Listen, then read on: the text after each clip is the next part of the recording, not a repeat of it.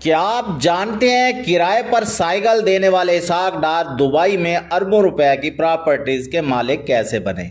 اسحاق ڈار کی سیاست کامیاب رہی یا ناکام؟ اسحاق ڈار اور ماروی میمن کی شادی کی حقیقت اصل میں کیا تھی؟ اور ہاں، نواز شریف کی بیٹی اسما اور اسحاق ڈار کے بیٹے علی ڈار کی شادی کن حالات میں ہوئی؟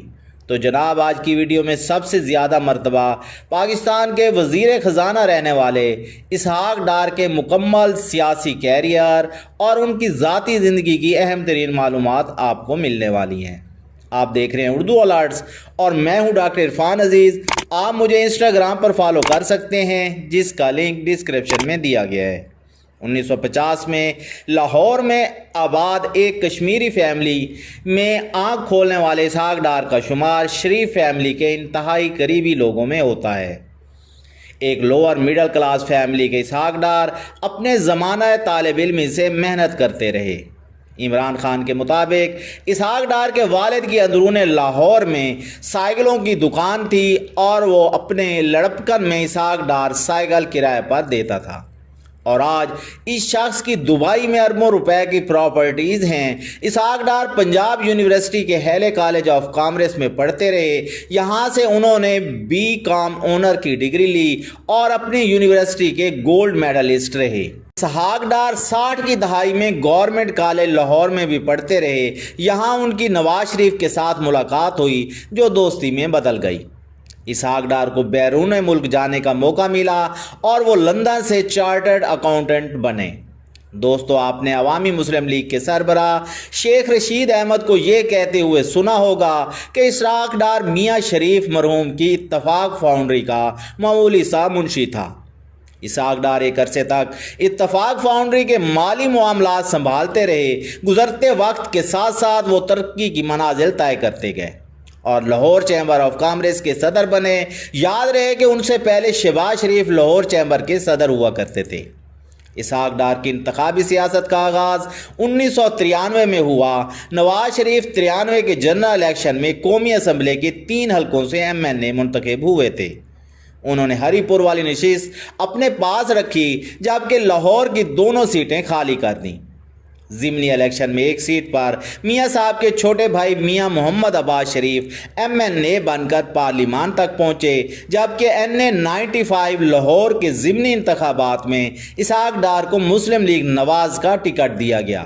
شیر کے نشان سے انتخابی دنگل میں اترے اسحاق ڈار کا مقابلہ پیپلز پارٹی کے شہد نوید ملک سے ہوا۔ اپنے حریف کے 23,000 سے زائد ووٹوں کے مقابلے میں ڈار صاحب کے بیلٹ باکس میں 39,483 ووٹ پڑے اور وہ یوں الیکشن جیت کر پہلی بار MNA منتخب ہوئے۔ یاد رہے، اس وقت اسحاق ڈار کے باس میاں محمد نواز شریف قومی اسمبلی میں قائد حزب اختلاف تھے۔ اپوزیشن بینچوں پر بیٹھے اسحاق ڈار وزیر اعظم بے نظیر بھٹو کو ٹف ٹائم دیتے رہے۔ 97 کے عام انتخابات میں اسحاق ڈار لاہور کے حلقہ NA97 سے نون لیگ کے امیدوار تھے۔ انہوں نے پیپلز پارٹی کے پروفیسر اعجاز الاصل کے 17,000 کے لگ بھگ ووٹوں کے مقابل 61,556 ووٹ سمیٹے اور یوں وہ بھاری لیڈ کے ساتھ دوسری مرتبہ ممبر آف پارلیمنٹ الیکٹ ہو گئے۔ تب میاں نواز شریف 2/3 اکثریت سے پرائم منسٹر پاکستان بنے تھے۔ میاں صاحب نے اسحاق ڈار کو اپنی کیبنٹ میں شامل کرتے ہوئے کامرس، انڈسٹری اور سرمایہ کاری کی وزارت دی اور پھر اگلے برس اسحاق ڈار کو وزارت خزانہ کا اہم ترین قلمدان سونپ دیا گیا۔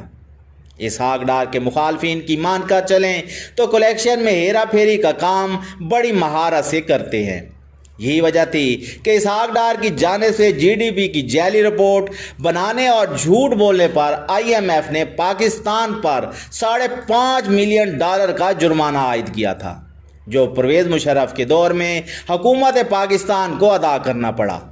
پرویز مشرف کے ملٹری ٹیک اوور کے بعد ڈار صاحب ملک سے باہر چلے گئے۔ مشرف دور میں ان پر حدیبیہ پیپر ملز کیس بنایا گیا۔ تب یہی اسحاق ڈار شریف فیملی کے خلاف وعدہ معاف گواہ بن گئے۔ انہوں نے شریف خاندان کے لیے منی لانڈرنگ کرنے کا اعترافی بیان بھی دیا تھا۔ وہ الگ بات ہے کہ بعد میں اسحاق ڈار اپنے اس بیان سے مکر گئے اور اپنے اعترافی بیان کو محض ایک کاغذ کا ٹکڑا قرار دیا۔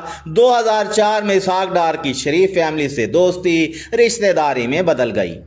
جب اسحاق ڈار کے صاحبزادے علی ڈار کی شادی نواز شریف کی بیٹی اسما نواز سے طے پائی تو علی ڈار اور اسما نواز کی شادی جدہ سعودی عرب میں سادگی سے ہوئی تھی۔ علی ڈار کے بیٹے ابراہیم ڈار کو آپ تصویر میں دیکھ رہے ہیں۔ اسحاق ڈار کا پوتا اور نواز شریف کا نواسا ابراہیم ڈار دبئی میں پڑھ رہا ہے۔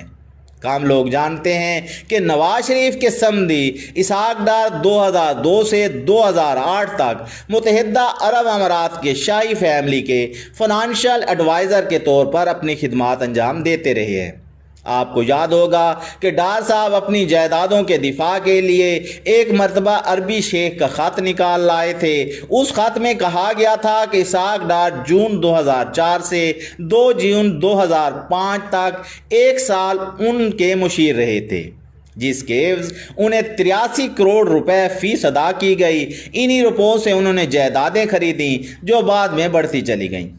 2013 میں نواز شریف تیسری بار ملک کے وزیر اعظم بنے تو انہوں نے وزارت خزانہ کے لیے سینٹر اسحاق ڈار کا انتخاب کیا۔ تب ماروی میمن کو بے نظیر انکم سپورٹ پروگرام کی چیئرپرسن بنا دیا گیا اور ان کا سٹیٹس وفاقی وزیر کے برابر تھا۔ بتایا جاتا ہے کہ وزیر خزانہ اسحاق ڈار نے ماروی میمن سے شادی کے عہد و پیما کیے تھے۔ جیسے ڈار صاحب کے عوام سے کیے گئے وعدے کبھی وفا نہ ہوئے، ویسے ہی وہ ماروی میمن سے کی گئی کمٹمنٹ پوری نہ کر سکے۔ میڈیا پر ایسی خبریں بھی چلتی رہیں کہ دونوں نے خفیہ طور پر نکاح کر رکھا ہے، لیکن کچھ بھی وثوق سے نہیں کہا جا سکتا۔ روزنامہ جنگ میں اکتوبر 2021 میں شائع ہونے والے کالم میں فاروق لکھتے ہیں، جہاں تک اس بات کا تعلق ہے کہ ماروی میمن اس وقت کہاں ہیں اور کیا کر رہی ہیں، تو اطلاعات کے مطابق اسحاق ڈار اور ماروی میمن کے درمیان طلاق ہو چکی ہے، تاہم اس کا باقاعدہ اعلان نہیں کیا گیا۔ ڈار صاحب نے 2013 میں فنانس منسٹری کا پورٹ فولیو سنبھالا اور وہ جولائی 2017 میں لندن بھاگ جانے تک وزیر خزانہ رہے۔ تب عدالت نے انہیں مفرور اشتہاری قرار دیتے ہوئے ان کی جائیداد ضبط کرنے کے احکامات دیے تھے۔ کئی سالوں تک ملک سے باہر رہنے والے اسحاق ڈار کی آج سے چند روز پہلے وطن واپسی ہوئی۔ پاکستان آتے ہی انہوں نے بطور سینٹر اپنے عہدے کا حلف لیا اور چوتھی بار ملک کے وزیر خزانہ بنا دیے گئے۔ اسحاق ڈار کا شمار مسلم لیگ نون کے سینئر رہنماؤں میں ہوتا ہے اور اس وقت ان کی جماعت شدید بحران کا شکار ملکی معیشت کو سہارا دینے کے لیے ان سے کافی امیدیں وابستہ کیے ہوئے ہے۔ اسحاق ڈار کو پاکستان میں آمدن سے زائد اثاثہ جات رکھنے کے الزام میں بدعنوانی کے مقدمات کا سامنا تھا، تاہم اسحاق ڈار اپنے خلاف مقدمات کو سیاسی قرار دیتے ہوئے کسی بھی قسم کی کرپشن میں ملوث ہونے سے انکار کرتے رہے ہیں۔ میں امید کرتا ہوں کہ آج کی ویڈیو آپ کو پسند آئی ہوگی۔ ویڈیو کو لائک کریں، شیئر کریں، اردو الرٹ سبسکرائب کر لیں اور ہماری ویڈیوز دیکھتے رہیں۔ اللہ حافظ و ناصر۔